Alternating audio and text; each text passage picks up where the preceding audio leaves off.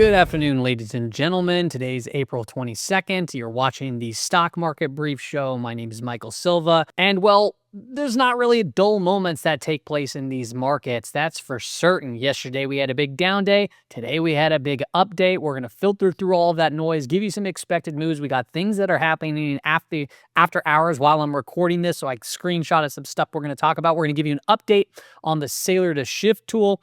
I'm going to update you on gold, one of the bottoming charts here, and then talk about that it's official. We got our first official follow-through day based on the work by William O'Neill. So we're not going to waste any time today. We're going to hop right into the episode looking at the 11 sectors that make up the S&P 500. We had that green across our screens. Financials and discretionary led the way as Tesla reported after the bell. Now, if we take a look at Gamma Labs, U.S. sector and factors exposure, you can see volatility got the hit, but towards the very top, interestingly enough, was the short basket. So was this just a squeeze that was taking place in these markets and potentially going to revert on itself? Well, if that's the case, I got some key levels that we can pay attention to. Tesla reported after the bell. It was very mute when the earnings came out. We were on a live stream while it occurred. Once we got off, they started talking on the call. I believe that they're still talking on the call as it stands right now. And Tesla started to kind of move itself up to and around up 5-6%, with still a wide open range of risk going up to and around 265 to down here, potentially down to 205. So we can see these levels hit. One of these levels hit potentially come into tomorrow's trading session. Now, what else kind of drove the market up higher in the after hours? Well, Trump came out and said on Tesla, right after Tesla's poor earnings, said that he has no intention of firing Fed Jerome Powell. And you can't just fire the Fed chair.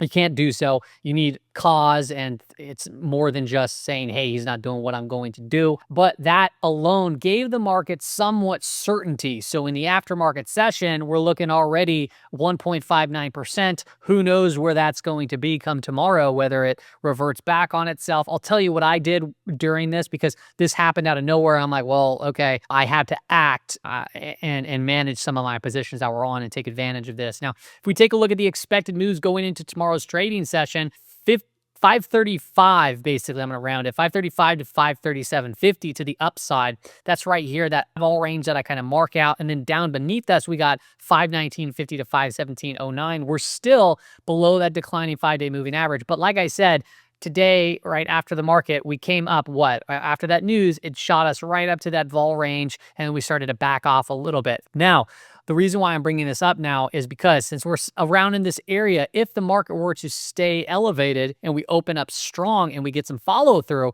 just watch this gap fill, because that can act as potential resistance. But then more importantly, the weekly expected move. You can see just beneath us, sorry, I was looking at the cues here. Beneath us, we hit the lower weekly implied move. Okay. And then if we start breaking to the upside, right, through these levels, I'll be paying attention to the upper weekly expected move, which is at 543.26. And then also, like I said, that gap fill in and around these areas, which it seems to fill right now, but it's in the aftermarket session, right? I prefer to see that happen in the cash market, but we will see kind of how that plays out here in the very near future. If you take a look at Qs, the upper vol range is about 450, 420, and then 452 right beneath us is 437 and 434. So it gives us these zones, these implied moves based off of implied volatility, based off of the options market. Okay, it's a good way to handicap what the market expects, albeit the weekly expected moves have been acting more profound this year than these daily expected moves, because the market's been, very volatile. So they've been doing their best to expand the daily moves, but yet they haven't really grasped controlling that risk yet as it stands. Now, if we look after the market, you can see we came where? To the upper vol range on the Q. So if we start to back off, okay, it is what it is. But for whatever reason, the target, if we get continued upside, be watching the upper weekly implied move, as we've just previously stated. Even on Qs, we did tag the lower weekly implied move, and we saw somewhat of a bounce today and in the aftermarket. So we'll see how this kind of resolves itself. And be aware,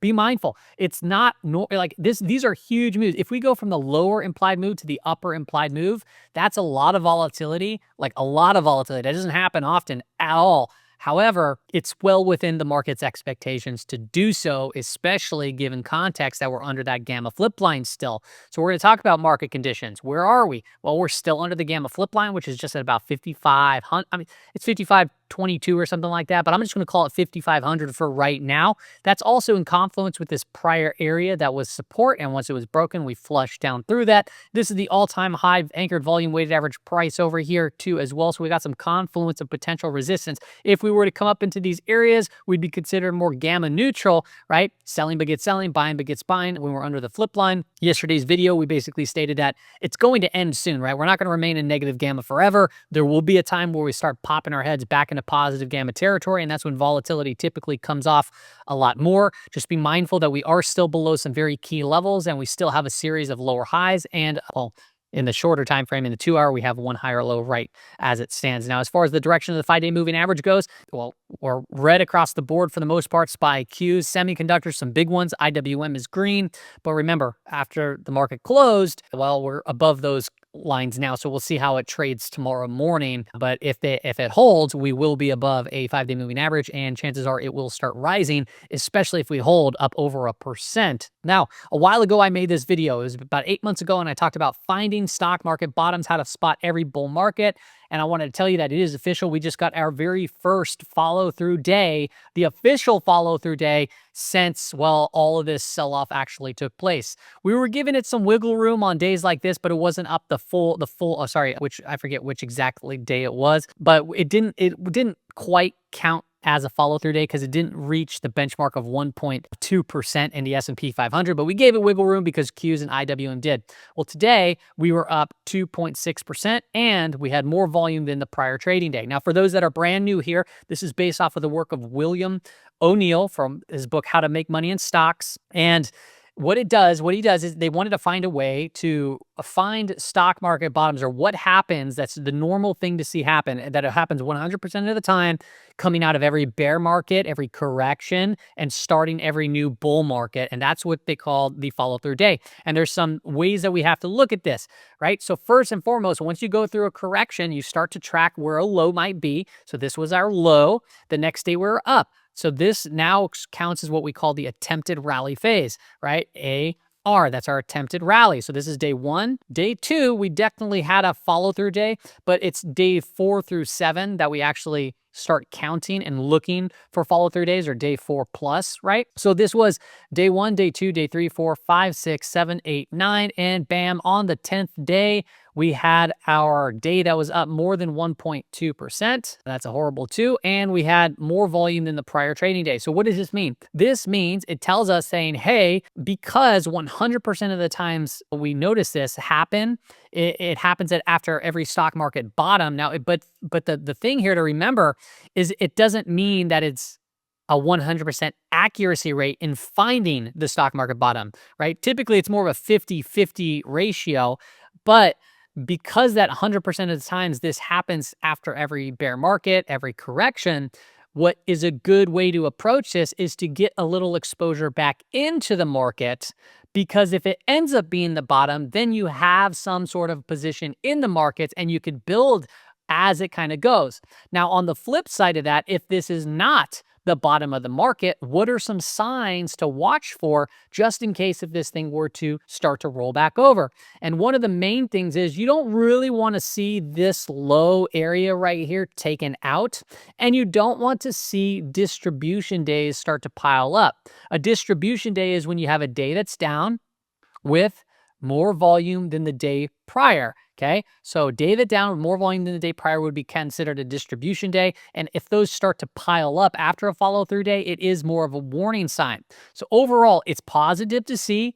It's good to get some exposure back in, but now you kind of got to be patient with what just happened after hours. So for me specifically, what did I do on this day? Well, I was already well aware that the weekly expected move was down there. I've been looking to build positions. I got into some.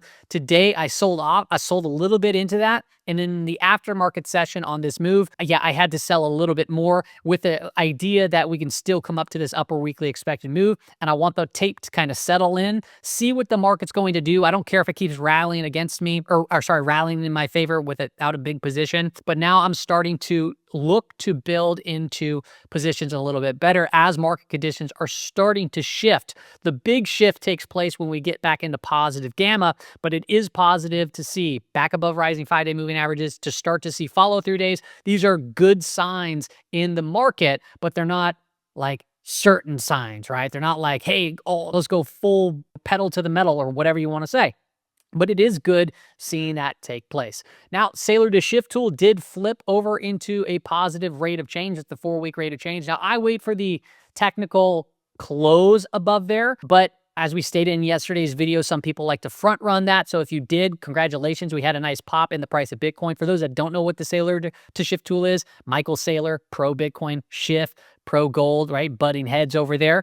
Well, we measure and map the rate of change between these on the 4-week time frame. You're looking at a high beta versus a low beta asset. And when it flips above, it's our buy signal. Then we look for the trigger. A trigger is based off of my strategy when price closes or crosses above the prior week high and or low, depending on whatever the signal was. And you can see I have a bunch of signals marked on the screen, but it's caught every big run up and it's protected us from every big sell off, including the most recent one over here as we're starting to flip back into more of a buy signal. If you take a look at Bitcoin, yeah, nice big break up back above a rising 200-day moving average. And you can see that the relative strength line is pointing up here too, almost actually cracking into a potential new high, which is pretty bullish right there so far. So is this going to be faded? I don't know, but right now it's holding up pretty good. So that's a positive sign for risk assets. And you take a look at gold, we talked about this one yesterday and how it probably see some sort of a consolidation, pullback, collapse from this big run up here. Well, today we had a big outside trading day. Where did we come up to? We did come up and we did tag that 3,500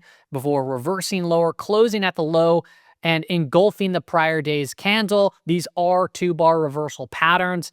I think it's considered, they call this dark cloud coverage, I believe it is. An engulfing candle, an outside day, whatever you want to call it. It's typically bearish, but it doesn't mean that this is the top forever and we're going to go to zero. It could simply mean that, hey, it might not mean anything, but we could just come into a period of consolidation.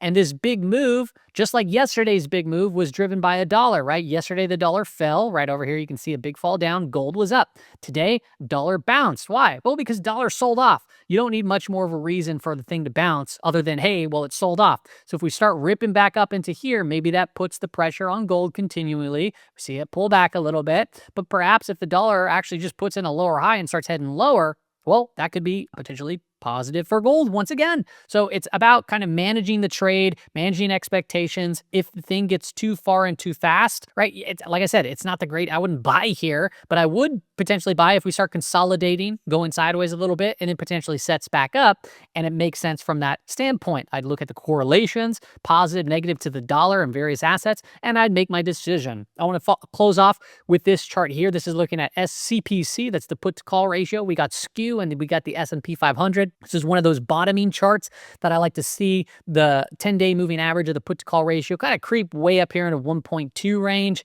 to 1.1, right?